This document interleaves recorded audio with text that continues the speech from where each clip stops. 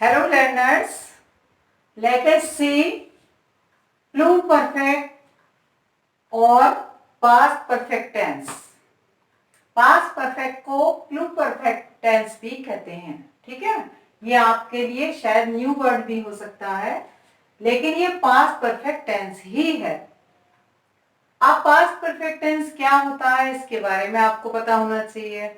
अगर हम उसे सिंपल लैंग्वेज में बोले तो कोई भी काम होता है जैसे कंप्लीट हो चुका होता है उसको, जो पहले हो चुका था, ठीक है, पास्ट में, तो उसको हम पास्ट परफेक्ट टेंस बोलते हैं। हो चुका था, कोई भी काम हम जो कर चुके थे उसको हम बोलेंगे। अब इसको इंग्लिश में इसकी डेफिनेशन को भी हम देख लेते हैं। It is a verb tense used to talk about the action that were completed before some points in the past. Clear? कोई भी ऐसा एक्शन जिसके बारे में हम बात करते हैं या जिसके बारे में हम इंडिकेट्स इन द पास्ट, जो पास्ट में हो चुकी होती हैं, उसके बारे में, जिसके बारे में हम बात कर रहे हैं या जिसके लिए हम उस वर्ब का यूज कर रहे हैं, तो वो पास्ट में होती है, हो चुकी होती है, उसको हम प्लूपरफेक्ट और पास्ट परफेक्ट टेंस कहते हैं। आप एक एग्जांपल देख लीजिए। I had never seen such beautiful scenery before I went to Kashmir. मैंने इतनी सुंदर सीनरी पहले कभी नहीं देखी थी। कश्मीर जाने से पहले मैंने इतनी सुंदर सीनरी पहले कभी नहीं देखी थी। तो यानी कि अभी ये इंडिकेट किसको कर रहा है? Some points in the past. ये उस समय को बता रहा है कि मैंने इससे पहले कभी नहीं देखी थी। क्लियर? तो कोई भी काम जो हम कर चुके होते हैं, जो पास्ट में हो चुका होता है, उसके बारे में जब भी हम करते हैं तो उसको हम पास्ट परफेक्ट टेंस और प्लूपरफेक्ट टेंस कहते हैं।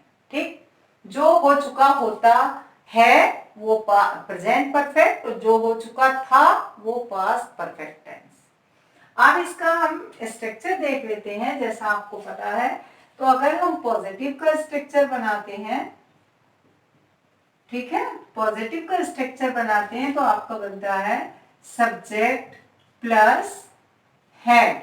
आपने जब अभी प्रेजेंट का सीखा होगा तो उसमें हैव और हैज का वो था कि आपको किसके साथ में हैव लगाना है और किसके साथ में हैज लगाना है। लेकिन यहाँ पर सब्जेक्ट आपका सिंगुलर हो, प्लूरल हो, आई हो, शी हो, कोई टेंशन नहीं, सबके साथ में आपको हैड लगाना है। प्लस वर्ब की थर्ड फॉर्म का यूज करना है। ठीक है, जितने भी परफेक्ट टेंस आएंगे उसमें सब में थर्ड लगती है।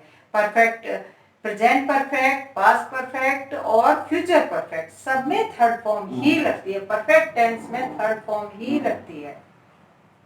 तो सब्जेक्ट हो गया आपका, फिर हेड हो गया, वर्ब की थर्ड फॉर्म हो गई, और लास्ट में आपका ऑब्जेक्ट हो गया।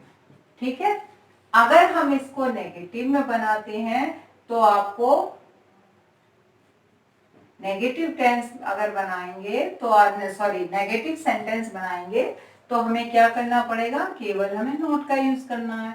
तो subject plus head plus note plus V3 verb की थर्ड फॉर्म प्लस ऑब्जेक्ट। ठीक है, अगर हमें इंट्रोगेटिव सेंटेंस बनाना है, इंट्रोगेटिव फर्स्ट बनाना है, यहाँ पर इंट्रोगेटिव हो गया, इंट्रोगेटिव फर्स्ट बनाएंगे तो आपको यहाँ हेड का पहले यूज करना पड़ेगा सब्जेक्ट से। तो head plus subject plus V3 plus object and plus interrogative mark. ठीक है, और अगर इंट्रोगेटिव सेकेंड आप बनाते हैं तो आपको क्या करना पड़ेगा? आपको केवल WH वर्ड का यूज एक्स्ट्रा करना है, बाकी एज इट इज सब कुछ वैसा ही होगा जैसा कि आप पहले सीख चुके हैं। तो यहाँ पर ये हो गया, तो यहाँ WH वर्ड जो भी आपका वर्ड होगा, इसके बाद में हेड का यूज कर दीजिए, देन सब्जेक्ट V3 यानी वर्ब की थर्ड फॉर्म प्लस ऑब्जेक्ट और लास्ट में आपको इंट्रोगेटिव मार्क का भी यूज करना है। ठीक है, तो ये आपका स्ट्रक्चर कंप्लीट हो जाता है। अब हम कोई सेंटेंस ले लेते हैं। अगर हम इसी सेंटेंस को लेते हैं तो देखिए ये सब्जेक्ट हो गया, हैड, नॉट या नेवर का यूज हो गया, बल्कि सी की थर्ड फॉर्म सीन हो गई, और ये सारा आपका ऑब्जेक्ट हो गया। ठीक, अगर हम कोई दूसरा सेंटेंस लेते हैं तो मान लीजिए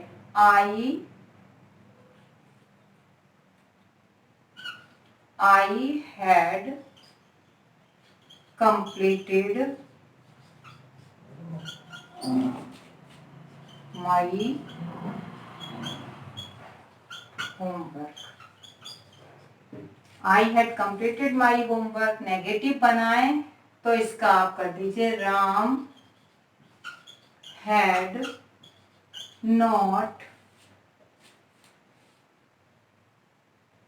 completed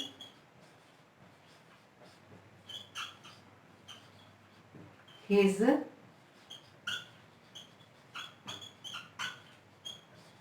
होमवर्क।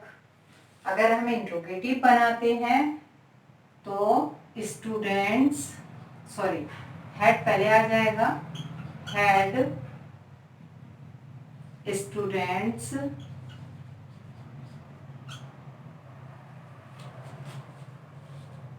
completed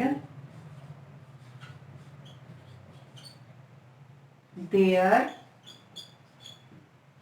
work। अगर यहाँ पे इंट्रोगेटिव, बच्चे अपना काम कब कर चुके हैं या कर चुके थे, तो मान लीजिए आपका हेल्पिंग वर्ब, अरे WH वर्ड हो गया व्हेन, तो व्हेन हैड स्टूडेंट्स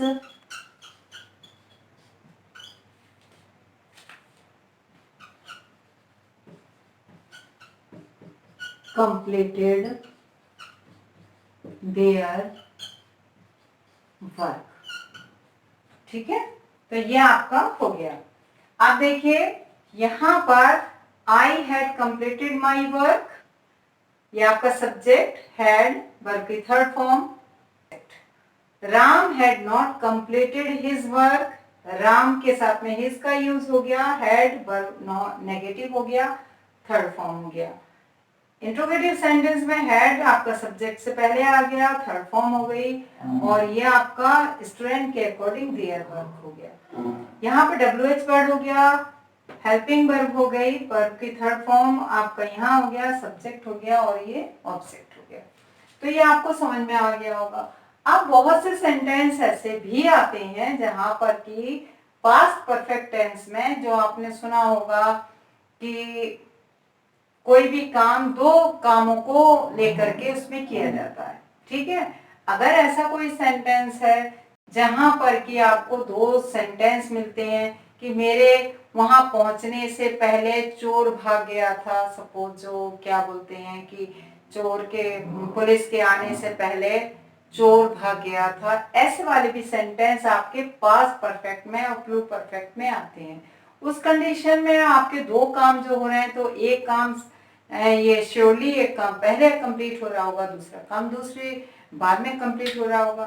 तो जो काम आपका पहले कंप्लीट हो रहा था उसको आप हैड प्लस वर्ब की थर्ड में करिए, फॉर्म लगा के कर लीजिए, और जो काम आपका बाद में कंप्लीट हो रहा है उसमें आप केवल पास्ट इंडेफिनिट का यूज कर लीजिए। ठीक है, मैं आपको भी समझा देती हूँ। देखिए ये आपने उतार लिया होगा और समझ में आ गया होगा। तो कैन आई रब इट, तो इसको मैं आप रब करके आपको एक सेंटेंस इस तरह के जो होते हैं जहां पर दो काम होते हैं, एक्शन टू टाइम्स किया जाता है या दो एक्शन एक साथ होते हैं, उस कंडीशन में हमें क्या करना है। Suppose thief had run away before police reached there। ठीक है, अब यहां पर देखिए thief had run away before police reached there। तो यहां पर आपका सेंटेंस क्या है आपका? अगर मैं इसको हिंदी में कहूं, इंग्लिश में बताऊं तो पुलिस हैड रन अवे। यहाँ पर जो थीफ था, थीफ हैड रन अवे, यहाँ चोर भाग गया। कब भाग गया?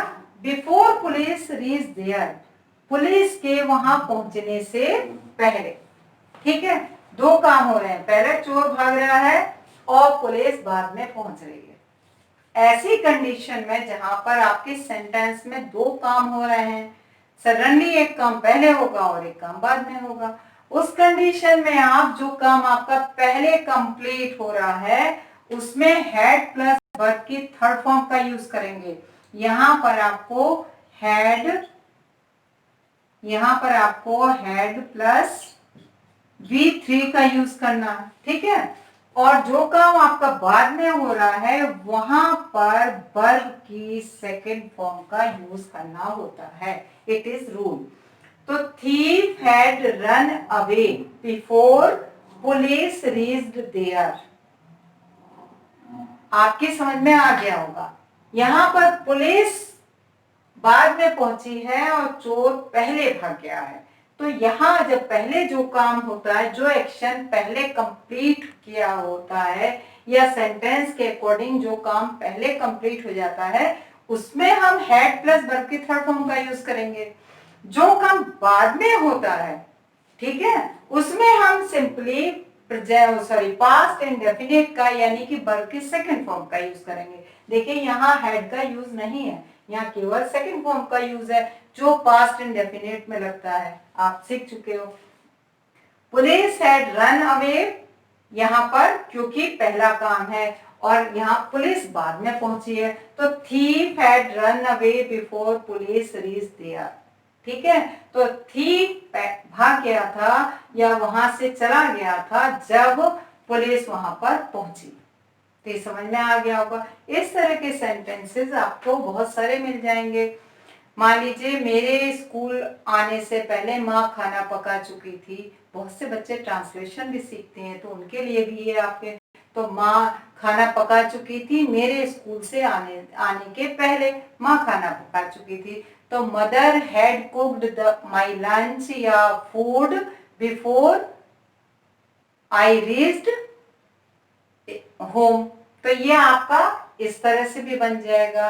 तो बहुत से सेंटेंस जो काम पहले हो रहा है, दो काम अगर दिखाए जा रहे हैं, दो एक्शन एक साथ हो रहे हैं, तो उसमें जो काम पहले कंप्लीट हो रहा है उसमें हम हैड प्लस वर्ब की थर्ड फॉर्म लगाएंगे और जो काम बाद में कंप्लीट हो रहा है उसमें वर्ब की सेकंड फॉर्म का यूज किया जाता है।